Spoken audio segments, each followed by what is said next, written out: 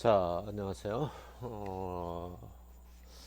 좀 시간을 나누어서 여러분들이 좀 머리가 복잡할 것 같아서 두 쪽으로 좀 나누어서 설명을 하도록 하겠어요.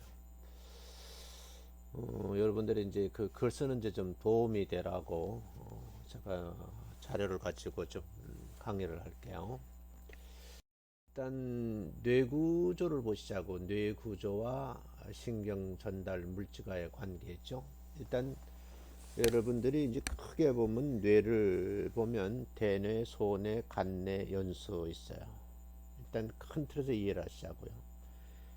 대뇌는 다시 전두엽, 두정엽, 후두엽, 축두엽, 그리고 좌뇌, 우뇌, 그리고 뇌량으로 연결되어 있거든요.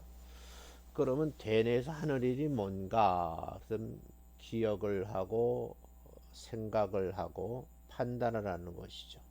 그런가 하면 감정을 조절하는 그런 역할을 하는 것이에요.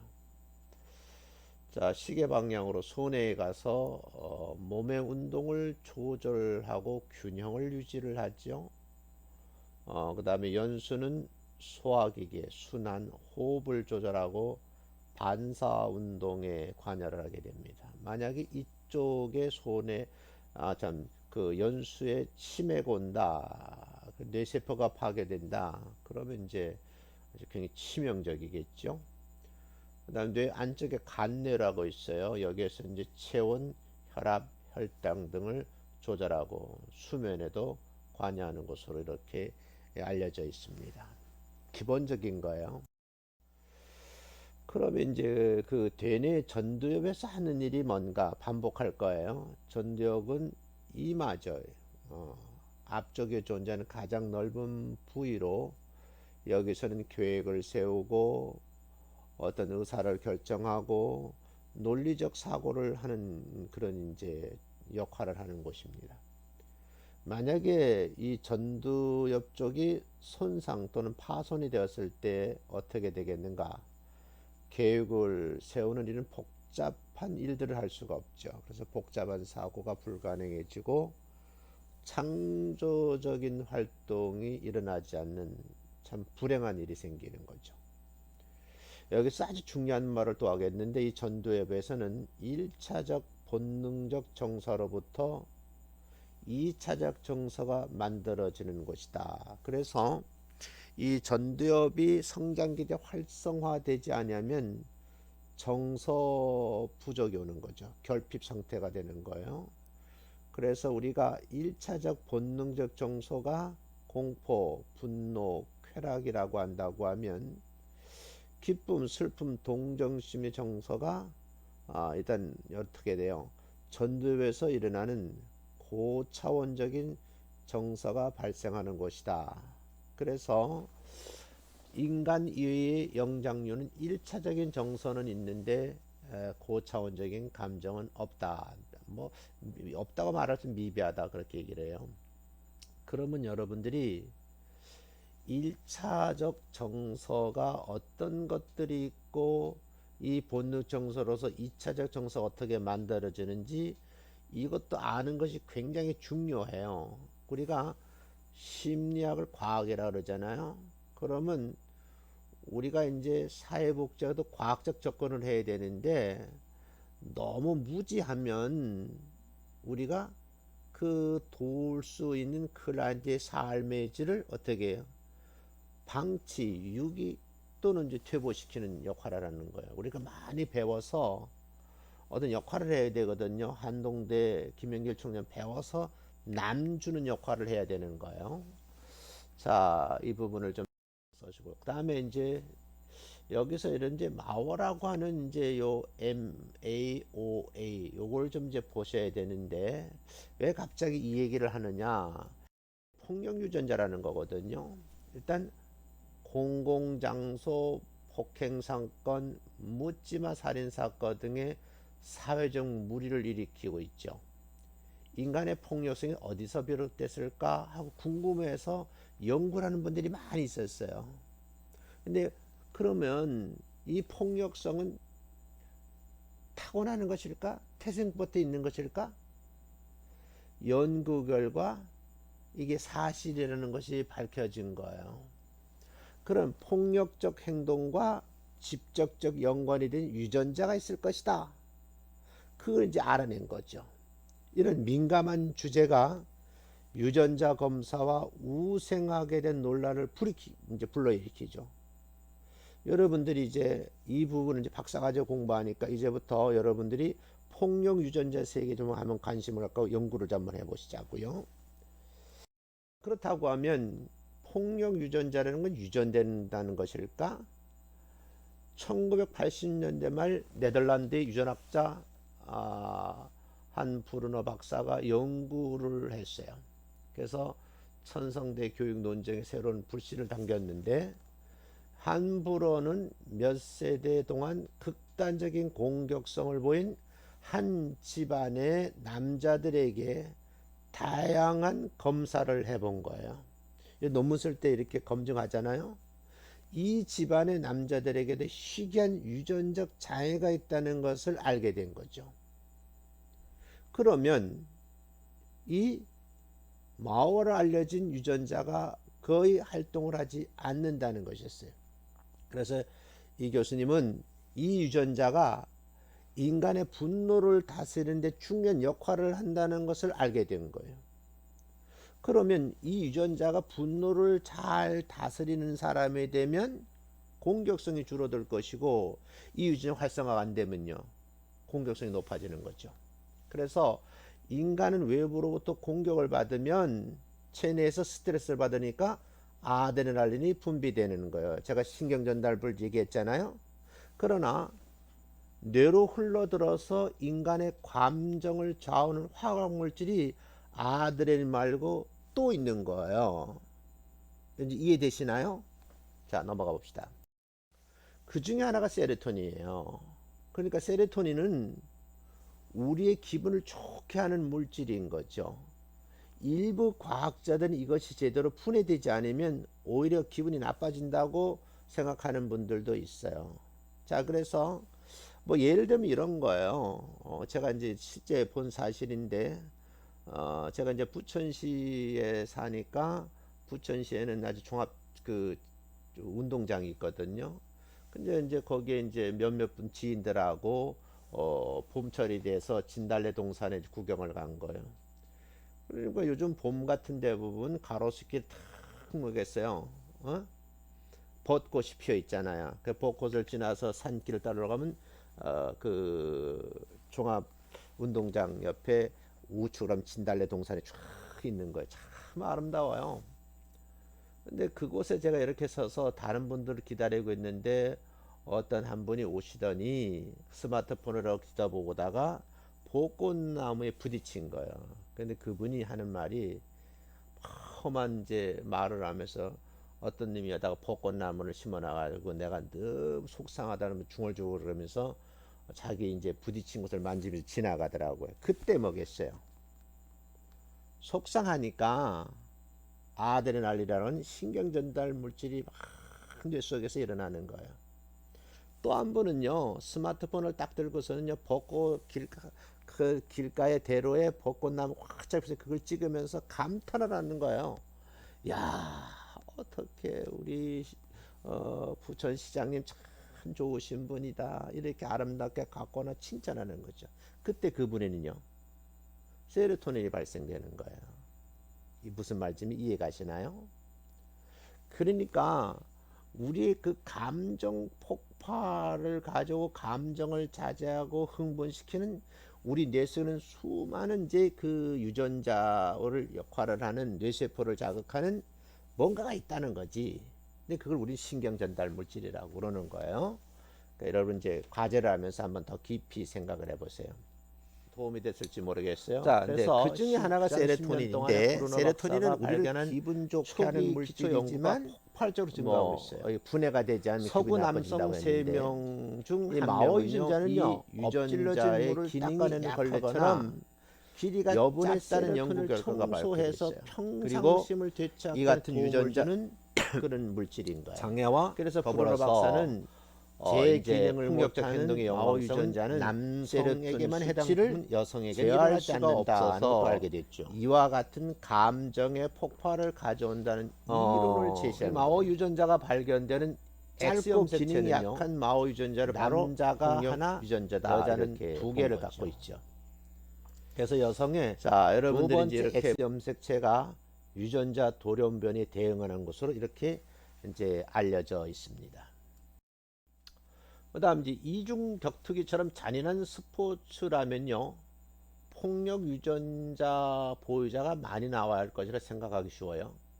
그렇지만 결과는요, 이런 추측을 무색하게 만들어요. 격투기 선수 중 5명 중 1명 정도는 폭력 유전자 양성 반응을 보이지 않는 거였어요. 그래서 그 이유가 또 무엇일까 하고 연구를 하게 됐죠. 2006년 테네시 동부 브래들리 왈드럽은요, 친구를 살해하고 아내를 살해한 혐의로 이제 법정에서 기소가 되죠. 자, 이제 이런 부분을 여러분이 조금 더 공부를 좀 했으면 좋겠다. 그래서 제가 서론 부분을 띄워놓은 거예요. 일단 다시 뇌로 돌아가 보자고요. 뇌 구조를 보면은요, 이렇게 대뇌거든 지금 이게. 그러면 전두엽, 두정엽, 후두엽, 축두엽이라고 그랬어요. 그러면 이제 이게 어떤 역할을 하느냐 하는 것을 좀 보려고 그러는데, 이제 일반인의 뇌를 이제 과학이 많이 발달하다 보니까 여러분 맨 처음에는 뭐 엑스레이라는 기계가 나왔다. 그 다음엔 CT라는 기계가 나왔다. 지금 MRA, 뭐 MR, 뭐 아이들 여러 가지 양성자 반응 단치는 나왔잖아요. 페트라는 좀 장치도 있어요. 그리고 암세포를 발견하는. 근데 문제는요, 일반인 뇌를 촬영을 해보니까 전체 뇌가 활성화가 활발한 거예요. 근데 공격성이 강한 사람들 보니까요, 뇌가 활성화가 잘 되지 않고 특정 부분만 활성화되더라 하는 이제 이런 이제 의학자들의 관련 뇌신경학자들의 연구 자료가 나온 것을 제가 이제 스크랩을 한 거거든요. 그러면 우리가 이제 과거에 저희 때에 결혼을 하기 전에 이제 건강한 남자와 건강한 여자가 결혼을 해야 되잖아요. 그럼 어떻게 우리가 건강진단서를 교부받는다 그랬어요. 근데 사실은 그걸 실제 그 결혼 소개서 아니면 교부받는 경우가 드물지요. 그러나 여러분 이 과학을 좀 공부를 하다 보면요, 지금 이것이 일반화할 수는 없지만 상대방 결혼 상대자에게 이 뇌 촬영한 자료를 주고받으면 어떨까, 그런 생각을 좀 가끔 해보거든요. 그러니까 정상적인 뇌 구조를 가지고 있는 사람과 그렇지 않은 사람이 결혼하는 것은 불행한 일이 생길 수도 있겠다, 그런 생각을 한번 해보는 거죠. 자, 이건 제 얘기가 아니고 과학자들이 한 얘기니까 한번 더 기억해요. 다시 한번 보시자고. 전두엽 기능에 대해서 말씀드렸어요. 자, 이곳에서는 계획을 세우고 의사결정을 하고 논리적 사고라는 아주 중요한 부분이다. 그래서 또 한 가지는 1차적 본능적 정서로부터 2차적 정서가 만들어지는 것이다 라는 걸 다시 반복시켜. 그럼 전두엽이라는 것은 대뇌 앞부분으로 사람들이 열이 날 때 이래 이마를 짚으면 이 한 손에 들어오는 앞쪽 부분이거든요.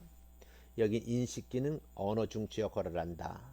두정엽이라는 것은 전두엽 바로 뒤에 위치하는 건데 머리로 보면 정수리 부분이죠. 여기는 피부의 감각 또는요 촉각, 취하고 있는 자세, 위치 등을 감지하는 거죠. 그래서 이 두정엽이 만에 손상이 되면 마비 상태가 오고 몸이 뒤틀리고 걸음을 잘 못 걷죠. 그리고 감각을 느끼지 못하죠. 그래서 주위 물체와의 공간적 관계도 인지하지 못해서 어려움을 당하죠. 또 측두엽 같은 거는요, 이제 얼굴 양쪽 옆을 말하는 것이 대뇌 양측 측면에 붙어 있어서 소리도 들을 수가 없고 냄새를 맡지를 못하죠. 냄새는 코로 맡는 것 아니겠어요? 자, 그 다음 후두엽은요, 대뇌 뒤쪽에 위치한 시신경을 받아들여 시각 정보를 분석하는 것이거든요. 이런 생각을 좀 한번 해보자고요. 예를 든다고 하면 어머님을 모시고 있었는데 어느 날 갑자기 어제까지는 아무 이상이 없었는데 다음날 아침 주방에서 부모님 식사를 준비하고 있는데 뭐 그 시어머니든지 친정어머니 오셔가지고 늘 같은 공간에 있었는데 딱 쳐다보고 누구시더라 알아보지를 못하는 거예요. 그럼 어떻게 되겠어요? 이건 후두엽의 신경세포가 파괴돼서 치매가 온 현상입니다. 제 가장 가까이에도 이제 치매에 걸리신 분 있는데 저를 많이 좋아하시고 또 여러 가지 이제 저에게 후원자가 되신 분인데 식당에서 오랜 일을 하다 보니까 그러셨는지 단기 기억장치가 마비돼 버리셨어요. 치매가 온 거죠. 근데 방금 저한테 전화를 걸어놓고 통화를 했는데도 단 몇십 초 전에 일어난 일도 기억을 못해요. 근데 아직까지 장기역진 뇌피질 대뇌 쪽에는 아무 이상이 없으니까 10년 전, 20년 전, 30년 전 저를 만난 얘기를 아주 재밌게 얘기하고 그렇게 좋아하시고 보고 싶다고 그러시거든요. 그럴 때마다 좀 가슴이 좀 아프죠. 자, 이렇게 뇌와 신경세포 또 신경 전달 물질과 밀접한 관계가 있다 하는 것을 알아뒀으면 좋겠어요. 그럼 조금 더 나가보자고요. 사람의 뇌는 약 한 1.2kg에서 1.5kg 사이. 부피로 보면 1300, 1500제곱센티미터 정도 되고요. 더 중요한 것은 신경세포가 1000억 개 이상이라는 거예요. 그럼 이것이 어떻게 자꾸 성장을 해서 팽창이 돼서 뇌 안에 꽉 찬 상태가 20대 초반이거든요. 그리고 난 다음에 이제 뭐 우리가 나이를 딱 집어 말할 수 없지만 일반적으로는 한 27세 이상 되면 완성된다. 그다음 뇌세포가 점점 이제 죽어가는 거죠. 심지어 하루에 1000개씩 뇌세포가 사라진다고 그래요. 근데 이 뇌세포는 이제 재생이 안 돼요. 그다음에 뇌와 척수는 회백질과 백질로 되어 있거든요.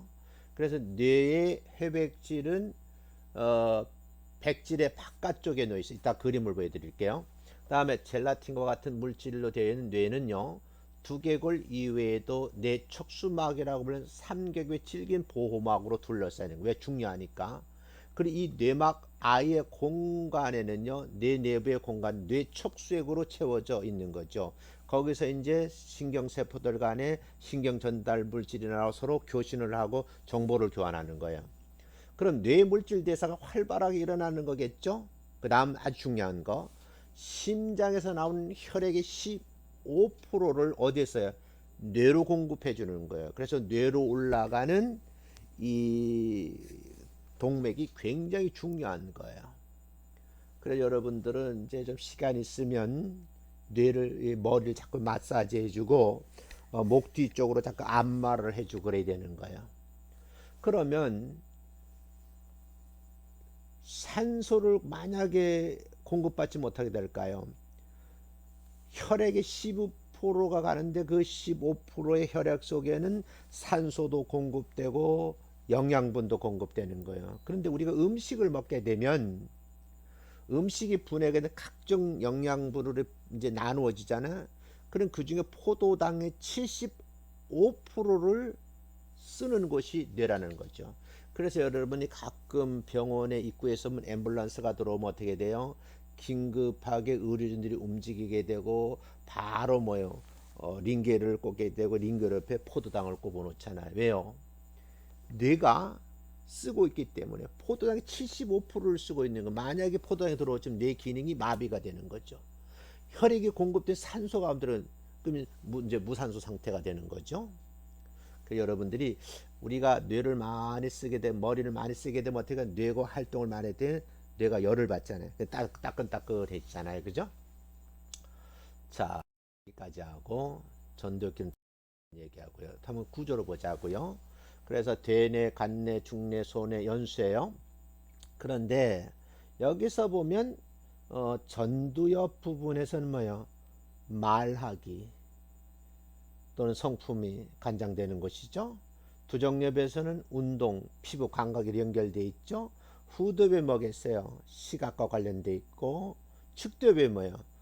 귀가 있으니까 청각, 코가 있으니까 후각, 입이 있으니까 미각. 여기서 관장을 한다. 그래서 우리가 이제 오감이라 했을 때 눈으로 보잖아요. 시각, 코로 냄새 맡잖아요. 후각, 입으로 맛을 느끼잖아요. 미각이잖아요. 귀로 듣잖아요. 청각이죠. 그 다음 피부, 촉각, 이런 거거든요. 이런 정보를 받아들이는 거죠. 우리가 손으로 상대방 손을 딱만 따뜻하다, 피부가 참 곱다, 거칠다, 왜 만져보니까 왜 이렇게 차, 어디 아파, 이렇게 이제 판단할 능력이 생기는 거죠. 자, 이런 아주 굉장히 중요한 거예요. 그 다음에 이제 전체적으로 보면 뇌 측면에서 보면 시계 방향으로 할게요. 뇌교, 뇌하수체, 시상하부, 대뇌 또는 뇌량, 두개골, 간뇌, 송과선, 중뇌, 소뇌, 연수 이렇게 돼 있어요. 그리고 이 뇌가 좌뇌, 우뇌로 구분되어 있고요. 또 피질과 백질로 이렇게 피질은 해백질로 되어 있고요. 수질은 백질로 되어 있죠. 그리고 뇌량이 연결되어 있는 거예요. 그래서 우리가 다운 증후군이라고 말을 하면 이 다운 증후군 환자들은 어떻게 했어요? 한 뇌량이 없기 때문에 뇌를 하나로 쓰는 거거든요. 천재 아니면 뭐 그렇다고 이제 말을 하잖아요. 그러니까 이런 부분도 여러분이 한번 생각해 주셨으면 좋겠다 하는 거예요. 그리고 여러분들이 이 그림을 보면 대뇌와 뇌량과 간뇌와 뇌교와 소뇌와 척수 연수로 되어 있는데 중요한 것은 왼쪽에 전체 뇌를 보면 연결되면 이게 뭐가 있어요? 뇌량이라는 거예요. 그래서 여러분들이 좌뇌와 우뇌를 쓸 수 있어야 하는 것이고요. 그 다음에 중요한 것은 이 시계 방향으로 돌아갈까요? 측두엽, 청각, 청추, 중요한 거 이 브롤카 영역, 전두엽, 전운동 영역, 보조 운동 영역, 운동 피질, 체지각 피질, 두정엽, 베로니카 영역, 시각 중추, 후두엽, 손에 여기서 여러분들이 조금 하나 좀 메모를 해두세요. 브로카 영역과 베르니카 영역이 어떤 역할을 하는지, 나는 어떤 부분이 활성화가 되어 있는지 이 부분을 한번 메모를 하셨다가 쪽지를 만들어서 출석 대신 여러분들이 한번 자료를 보냈으면 좋겠다 하는 또 숙제를 하나 더 내드릴게요. 자, 그래서 이제 전체적으로 보면 뇌가 이렇게 생겼다는 거예요. 그래서 뇌가 좌뇌와 우뇌로 구분되어 있죠. 이 좌뇌와 우뇌로 연결되는 그 뇌량이라 그랬잖아요. 그 가운데 보니까 겉으로 보면 대뇌 피질, 그럼 이제 장기 기억 장치가 있는 거죠. 뇌 변형계가 있고 그 안에 시상하부가 있고 해마가 있고 중뇌, 소뇌, 연수 이렇게 돼 있거든요. 요거를 이제 측면으로 보면 전두엽, 그 다음에 뭐 후두엽 뭐 이렇게 연결됐잖아요. 이걸 한번 살펴보시기 바래요. 그래서 전두엽, 후두엽, 두정엽, 후두엽 이렇게 돼 있는데 문제는 여기서 이렇게 보셔야 돼요. 우측에 보면 우뇌는요 이미지를 포착하는 뇌고 좌뇌는 언어를 이해하는 뇌라는 거예요. 근데 특정 한쪽 뇌가 한쪽으로 발달되는 분이 있어요. 그래서 이미지로 포착하는 뇌가 발달된 사람이 있고 언어를 이해하는 뇌가 발달된 사람이 있다는 거예요. 두 가지를 다 잘하는 사람도 있겠죠. 근데 내가 이미지로 포착한 뇌가 발달되어 있는 사람인지 아니면 언어로 이해하는 뇌를 가지고 있는지를 아는 게 굉장히 중요해요. 그 다음에 감이 작용되는 뇌가 있고 의식을 관장하는 뇌가 있다는 거예요. 그러면 감이 작용되는 우뇌고 의식을 관장하는 뇌는 좌뇌다 이렇게 보시면 돼요. 또 이미지를 포착한 뇌는 동시에 지도를 만드는 뇌. 그 지도는 그림이잖아요. 그런데 좌뇌는 뭐 이론을 조합하는 뇌인 거예요. 그래서 이런 글을 쓸 때에 이론을 조립하는 뇌가 발달된 사람이 어떻게 되겠어요? 글을 잘 쓰겠죠. 그런데 이것을 어떻게 그림처럼 만드는 논문을 완성시키는 데는 좌뇌 우뇌가 왕성하게 활동을 해야 돼. 조화를 이루어야 된다. 이렇게 보시면 돼요. 그래서 여러분이 뇌 구조와 신경 전달 물질에 좀 깊이 해달라 하는 것이고요. 그 다음에 여기서 이제 여러분 시계 방향으로 보시겠는데 우측에 있는 거 보면 뇌인데요. 뇌인데 1번은 말을 들을 때 1번 뇌처럼 이렇게 활성화가 되는 거예요. 가운데 쪽이죠. 2번은 단어를 들을 때 오른쪽으로 이제 듣는 거지. 왜? 귀가 있는 쪽, 또 시신경 있는 이런 쪽이죠. 근데 말을 할 때는 어떻게 되겠? 3번이거든요. 그러면 이제 위쪽으로 가운데 쪽이죠. 그 다음에 말을 만들 때는 어떻게 돼 있어요? 그때는 이제 좌쪽에 이제 앞쪽으로 이렇게 돼 있죠. 그러니까 이게 우리가 행동을 할 때, 말을 만들 때, 단어를 볼 때, 말을 할 때, 말을 만들 때 다 뭐예요? 내가 만드는 장소가 다 틀리다. 이런 얘기를 지금 하고 있는 거예요. 이걸 좀 정리를 하면 일단 감각 수위, 운동 조절, 정신 활동은 대뇌에서 하는 것이고, 그 다음에 중뇌는 대뇌 작용을 조절하고 자세를 유지하고 안구 운동 조절하는 게 중뇌고, 연수는 호흡 운동, 심장 박동, 소화 운동하는 것이고, 그다음에 체온, 혈압, 혈당 조절, 뭐 내장의 작용의 조절, 감정의 발현, 수면 이런 것은 간뇌에서 하는 것이고, 운동, 몸의 균형 유지는 손에서 하는 것이다 하는 정도를 알아두겠다 하는 내용이에요. 이 그림들을 조금 보시면 도움이 되지 않을까라고 생각합니다. 그래서 마지막으로 보면 정상인 뇌는 뭐겠어요? 이제 화질이 좀 좋지 않은데 뇌가 전체적으로 뭐 활성화가 되죠. 근데 살인을 저지른 사람들의 뇌를 촬영하면 이렇게 활성화가 안 된다 하는 이제 그 뇌 사진이 부분을 좀 좋겠어요. 자, 오늘은 여기까지 강의를 하고 마치려고 그러는데 여러분 신경 전달 물질과 이제 과제를 내줬으니까 이 글을 한번 보시고 다양한 루트를 통해서 여러분들이 이제 자료를 찾아가지고 논리적 사고를 가지고 글을 쓰시고 한번 도식화해보고 이미지를 만들어서 한번 PPT도 만들고, 그래서 여러분 한번 영상을 한번 찍어서 올려주시고, 그 내용은 이제 글을 쓰신 건 과제물로 내시고, 그러면 제가 중간고사로 평가를 하겠다 그런 얘기인데 여러분 한번 열심히 해보시기 바랍니다. 자, 다음 주에 뵙겠습니다. 감사합니다.